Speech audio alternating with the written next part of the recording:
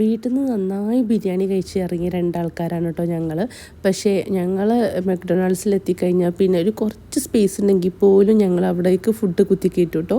അങ്ങനെയാണ് ഞങ്ങൾ രണ്ടാളി സ്വഭാവം. ഈ ഫുഡിൻ്റെ കാര്യത്തിൽ ഞാനും തോയും സെയിമാണ് കേട്ടോ.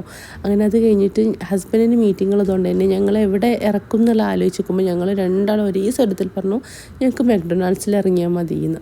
അങ്ങനെ ഞങ്ങളത് അമ്മാമൽ മക്ഡൊണാൾഡ്സിൽ ഇറക്കി ആൾ പോയി കേട്ടോ. ഞങ്ങൾ വേഗം പോയി ഫുഡൊക്കെ ഓർഡർ ചെയ്തു. ഇത് നമുക്ക് കിഡ്സ് മീലാണ് ഓർഡർ ചെയ്തത്. അവൾ കിഡ്സ് മീൽ ഓർഡർ ചെയ്യുന്നത് കഴിക്കാൻ വേണ്ടിയിട്ടൊന്നുമല്ല, ഈ ടോയ്ക്കും കൂടെ വേണ്ടിയിട്ടാണ് കേട്ടോ. അങ്ങനെ അവൾക്കൊരു വോൾഫിനെ കിട്ടി. അത് ആൾക്ക് അത്ര ഇഷ്ടമായില്ല, എന്നുള്ള ആൾ അഡ്ജസ്റ്റ് ചെയ്തു. ഞാൻ പിന്നെ ഒരു സാൻഡ്വിച്ചിൻ്റെ ഒരു കോംബോ ഓർഡർ ചെയ്തു കേട്ടോ. നാഷണൽ ഡേ പ്രമാണിച്ച് തന്നെ അത്യാവശ്യം നല്ല ഓഫേഴ്സ് ഉണ്ടായിരുന്നു എല്ലാത്തിനും. അപ്പം സാൻഡ്വിച്ച് അടിപൊളിയായിരുന്നു കേട്ടോ. സാൻഡ്വിച്ചിൻ്റെ കൂടെ ഫ്രഞ്ച് ഫ്രൈസും പിന്നെ ഒരു ഡ്രിങ്കും ഉണ്ടായിരുന്നു. പിന്നെ കൂടെ ഞാനൊരു ക്യാപ്പച്ചിനോയും കൂടെ ഓർഡർ ചെയ്തിട്ടുണ്ടായിരുന്നു കേട്ടോ. ഹസ്ബൻഡിന് വേണ്ടിയിട്ടാണ് ഓർഡർ ചെയ്തത്. ആൾ വരുമ്പോൾ ഇനി അതിന് വേണ്ടി സമയം കളയേണ്ട